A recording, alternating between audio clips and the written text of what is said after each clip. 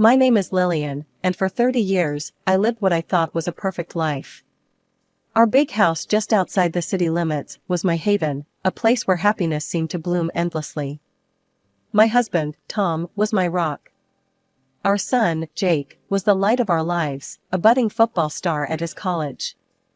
I remember the day Jake brought home Sarah, his girlfriend. She was a sweet girl with a gentle smile and kind eyes. I took to her immediately, seeing in her the daughter I never had. They'd come over often, filling our house with youthful laughter and dreams of the future. As I watched them, I couldn't help but think about wedding bells and their future. They seemed so perfect together, so in sync. I'd already started thinking of Sarah as part of our family. As the days passed, I noticed Jake becoming increasingly excited about something. He'd burst into the house after practice, practically vibrating with energy. At first, I chalked it up to his passion for football and his relationship with Sarah. But there was something different about it, something I couldn't quite put my finger on. One evening, as I was preparing dinner, Jake bounded into the kitchen, his eyes shining with enthusiasm. "Mom, guess what? I'm going to a competition in the neighboring state." I turned from the stove, smiling at his excitement. "That's wonderful, honey. When is it?" "We leave next week," he replied, grabbing an apple from the fruit bowl. "It's a big deal, Mom. Could be a real game changer for my career." Something about his demeanor struck me as odd. Jake had been to many competitions before, but he'd never been quite this keyed up about one. "Are you okay, Jake?" I asked, studying his face. "You seem different." He waved off my concern with a laugh. "I'm fine, Mom. Better than fine. You don't need to worry about me. This is just a really important opportunity, that's all." I nodded, not entirely convinced, but willing to let it go. "All right, sweetie. Just remember, you can always talk to me if something's on your mind." 3 long months passed, and Jake was still gone. At first, I wasn't too concerned. These competitions could sometimes run longer than expected, especially if the team was doing well. I called him regularly, and each time, he assured me everything was fine. "The competition's just lasting longer than we thought, Mom," he'd say. "Don't worry about me." I believed him. After all, Jake had never lied to me before. Why would he start now? Still, as the weeks dragged on, I couldn't shake the feeling that something wasn't quite right. One evening, as Tom and I sat on the porch, I voiced my concerns. "Don't you think it's odd that Jake's been gone so long?" Tom sipped his coffee thoughtfully. "It is unusual, but if he says everything's okay, we should trust him.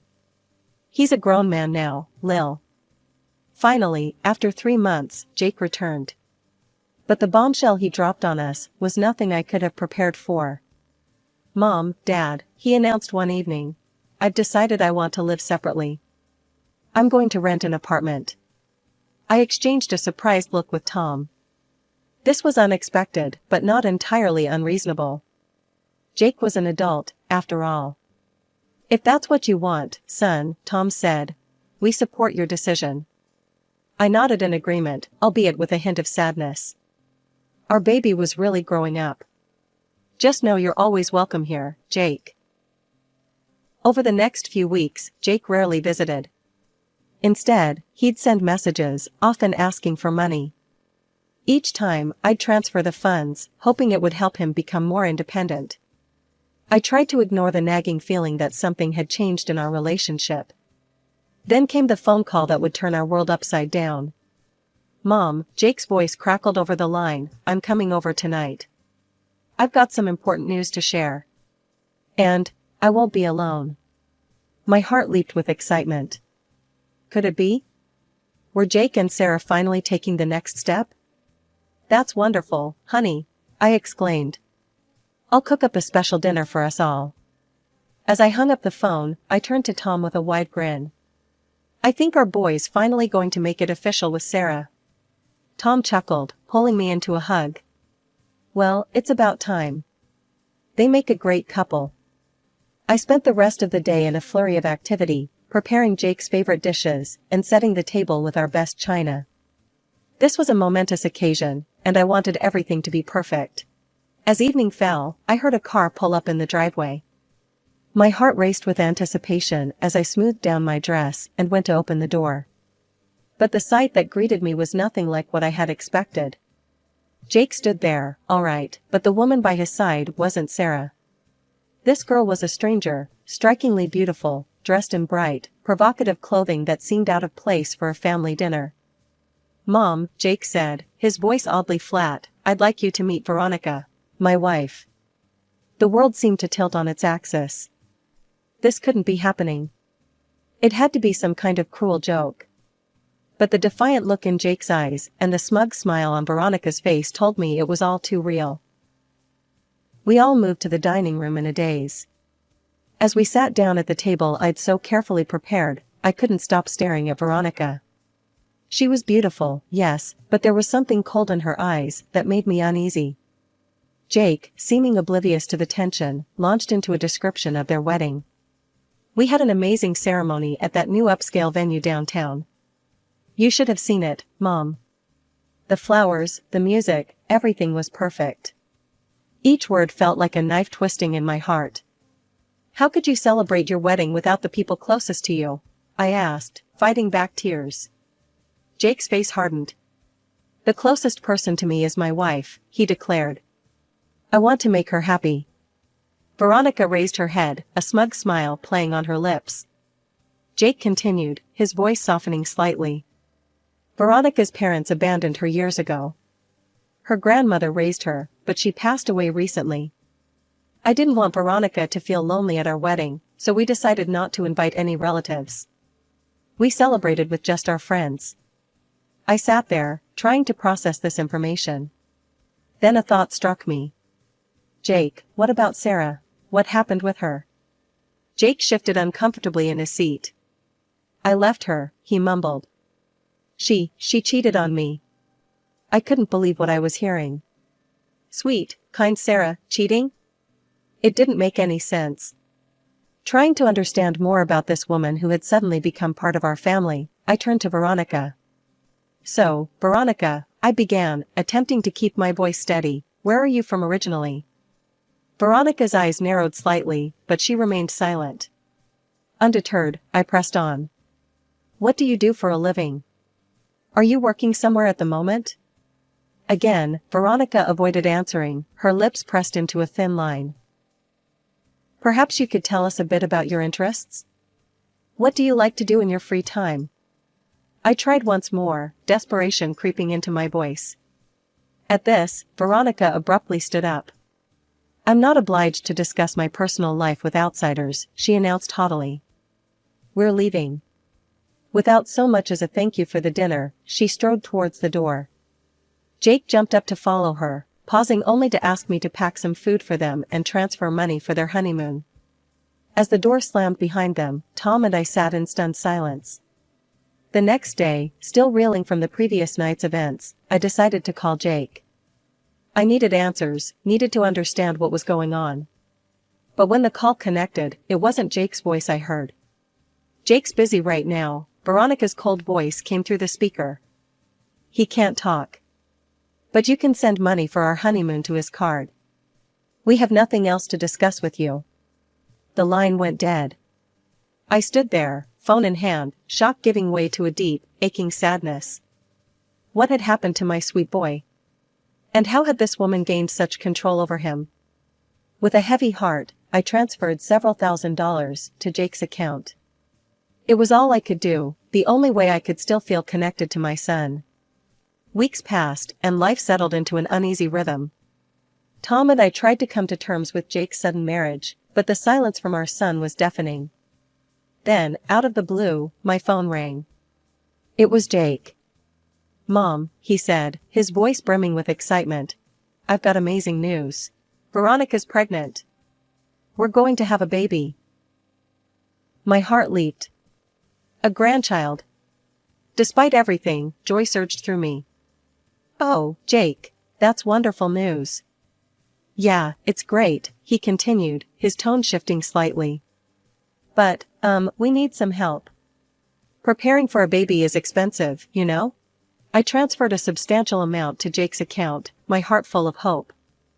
Maybe this baby would bring our family back together. A few weeks later, I was tidying up the living room when I heard a car pull up. To my surprise, Jake and Veronica burst through the front door without knocking. Veronica strode past me, her eyes scanning every corner of our home. "This house will do nicely," she declared, her tone matter of fact. "I'm sorry, what?" I stammered, confused. Jake stepped forward, his face set in determination. "Mom, we've decided that we're going to live here. You and Dad need to find somewhere else to stay." I felt as if I'd been slapped. "What are you talking about? This is our home." Veronica turned to me, her eyes cold. "For the proper development of our child, we need freedom and space. This house is perfect." Anger bubbled up inside me. "Absolutely not. This is our home, and you can't just demand we leave." Veronica's eyes narrowed dangerously. "Fine. But you can forget about having any relationship with your son or your future grandchild." Before I could respond, they turned and stormed out, leaving me standing in shock. From that day on, my phone was flooded with messages from Jake. Each one demanded we give them the house, each one more insulting and threatening than the last. I couldn't believe the cruel words coming from my son. What had happened to him? 2 weeks of this torment passed, before Jake showed up at our door again. His face was contorted with rage. "You need to give us this house," he shouted. "Veronica's threatening to divorce me if you don't. Do you want to ruin my marriage?" I tried to reason with him. "Jake, honey, can't you see? She's blackmailing you. This isn't right." His face turned an alarming shade of red. "Don't you dare talk about Veronica like that. You're not worth a hair on her head." That was the final straw for Tom. Without a word, he grabbed Jake by the arm and forcefully escorted him out the door, slamming it behind him. As Jake's angry shouts faded, I sank to the floor, tears streaming down my face. Tom knelt beside me, wrapping his arms around me. Weeks passed, and life settled into an uneasy rhythm. Tom and I tried to process the drastic changes in our son's behavior, but the pain and confusion lingered. One day, while shopping for groceries, I heard a familiar voice call out my name. "Lillian?" I turned to see Sarah, Jake's ex-fiancée, standing by the produce section. My heart skipped a beat when I noticed her heavily pregnant belly. Memories of Jake's accusations about her cheating flooded back, and I found myself at a loss for words. Gathering my composure, I managed a smile. "Sarah, I had no idea you were expecting. How are you feeling?" Sarah's eyes welled up with tears. It's not easy," she admitted, her voice barely above a whisper. "Being pregnant and abandoned, it's been tough." Her words hit me like a ton of bricks. Abandoned? That didn't align with Jake's story at all. Sensing there was more to this situation, I gently probed for details. "Sarah, I'm so sorry. Can you tell me what happened?" "Jake told us, well, he said you had cheated on him." Sarah's eyes widened in disbelief. "Cheated? Lillian, no. That's not what happened at all." Over the next half hour, as we stood in the quiet corner of the grocery store, Sarah revealed the truth that shattered my world.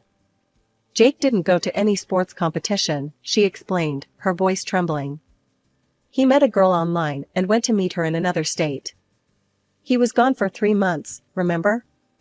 I nodded, the pieces starting to fall into place. Sarah continued. "When I found out I was pregnant, I called Jake to tell him the news. But he told me he had married someone else. He refused to have anything to do with the baby." My legs felt weak. I leaned against the shopping cart for support, trying to process this information. Our Jake, our sweet boy, had lied to us all. He had abandoned Sarah and their unborn child for a woman he barely knew. We parted ways with promises to stay in touch, and I headed home in a daze. My mind was reeling from the revelations. Jake's story about the extended competition, his sudden marriage to Veronica, his cruel treatment of us, it all made a twisted kind of sense now. As I walked through our front door, Tom took one look at my face and knew something was wrong. "Lil?" What happened? He asked, concern etched on his features. I sank into a chair at the kitchen table, feeling the weight of the truth pressing down on me. Tom, sit down, I said. There's something you need to know about Jake. As I recounted my conversation with Sarah, I watched the color drain from Tom's face. Our son had lied to us, abandoned his pregnant fiancée, and married a virtual stranger.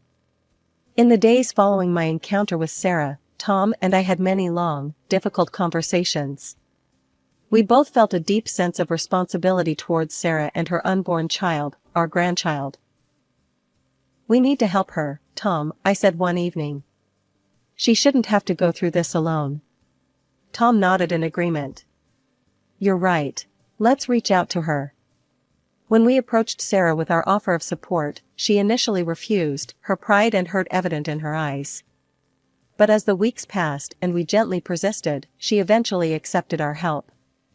I began to see her often, accompanying her to doctor's appointments, helping her prepare for the baby's arrival, and simply being there as a shoulder to cry on. One evening, as I returned home from helping Sarah set up the nursery, Tom met me with a serious expression. Lil, there's something I need to tell you, he said, his voice grave. I hired a private detective.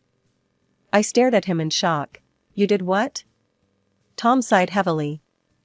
I needed to know what was really going on with Jake. The detective's report came in today, and Lil, it's worse than we thought. Over the next hour, Tom revealed the detective's findings. Jake had dropped out of college, abandoning his sports career and education to get a job supporting Veronica's extravagant spending habits. The detective had overheard a conversation between Jake and Veronica, where they coldly discussed plans to force us out of our home and claim it for themselves. But the most shocking revelation was about Veronica's past. She had a history of pursuing wealthy men for their money. The detective discovered that Veronica had become pregnant by one of these men and had manipulated Jake into marriage by claiming the child was his. I stood up, my mind racing. We have to tell Jake. We have to make him see what's happening. But Tom shook his head sadly. Lil, he won't believe us.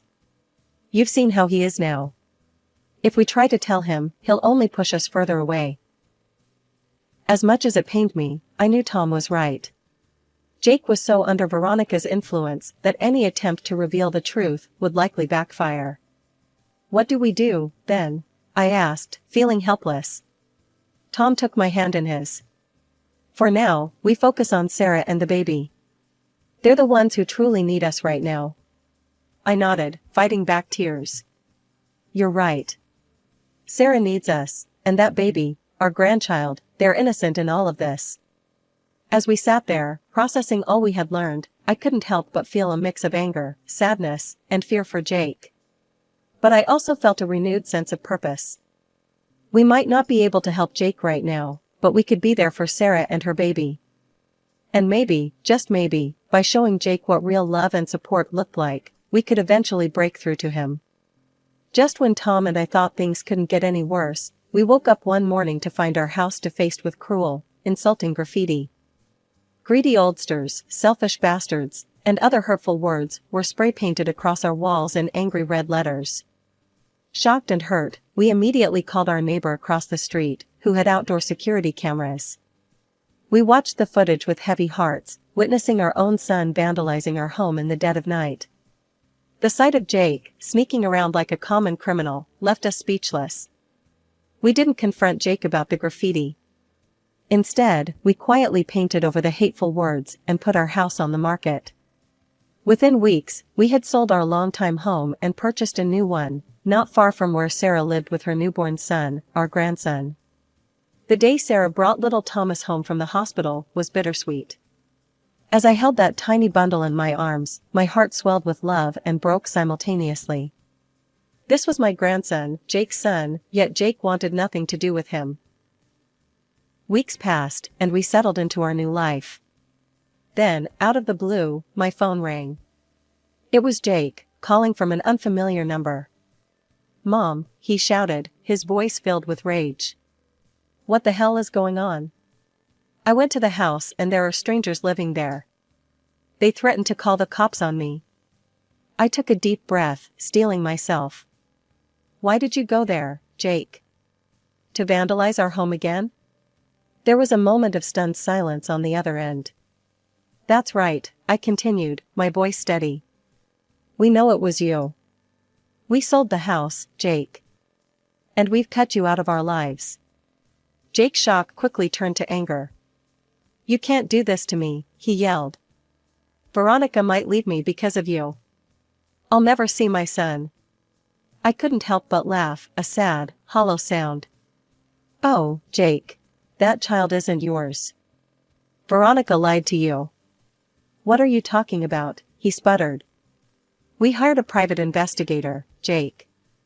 We know everything. About Veronica's past, about her lying about your paternity, about your plans to take our house. I'm sending you the evidence now. As I hit send on the email containing the detective's report, I heard Jake's sharp intake of breath. You're a fool, Jake, I said, my voice softening slightly.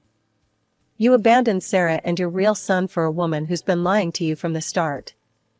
I hope one day you'll realize what you've thrown away. With that, I hung up the phone, my hand shaking slightly. 6 months passed in a blur of baby giggles, sleepless nights, and newfound joy. Tom and I had settled into our roles as doting grandparents, cherishing every moment with little Thomas. Our new home, though smaller, was filled with more love and laughter than we'd experienced in years. One sunny afternoon, as we sat on our porch watching Sarah push Thomas on the swing we'd installed in the backyard, our neighbor walked by with some surprising news. Did you hear about Jake? She asked, her voice low. Word is, that wife of his up and left him. Apparently, she handed their child over to her parents, turns out she wasn't an orphan after all, and ran off with some wealthy man she met. Tom and I exchanged glances, a mix of emotions washing over us. Despite everything, a part of me still ached for the pain Jake must be going through. Later that evening, as if summoned by our thoughts, Jake called. His voice was a far cry from the angry, demanding tone we'd grown accustomed to. Instead, he sounded broken, desperate. Mom, he sobbed. I'm so sorry. For everything. Please, can we start over? I know I'm still your sole heir.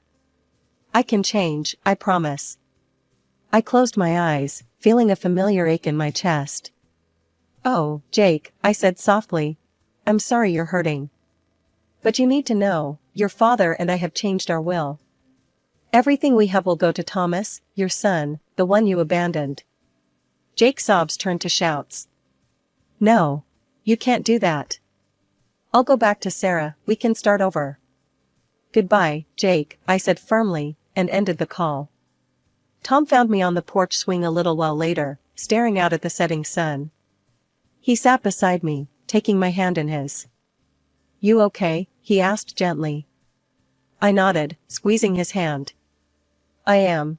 It's not the ending I would have chosen for us, but I think we're exactly where we're meant to be. And we were. Our new life, though different from what we'd imagined, was filled with purpose and love. Every weekend, our home was filled with the joyous sounds of Thomas's laughter as he explored every nook and cranny. Sarah, once just our son's girlfriend, had become the daughter we never had. Grandma, Grandpa. Thomas's little voice called out one Sunday afternoon. Look what I can do. We watched in delight as he took his first wobbly steps across the living room, collapsing into Sarah's waiting arms. Sarah looked up at us, her eyes shining with tears of joy. I don't know what I would have done without you two, she said softly. You've been more like parents to me than I ever expected to have. I knelt down beside her, wrapping them both in a hug. Oh, sweetheart. You and Thomas, you're our family. We couldn't love you more if we tried. As I looked around at the faces of my family, Tom's weathered smile, Sarah's gentle eyes, Thomas's chubby cheeks, I felt a profound sense of peace wash over me. This was not the life I had planned, but it was a life filled with more love, more joy, and more purpose than I could have ever imagined.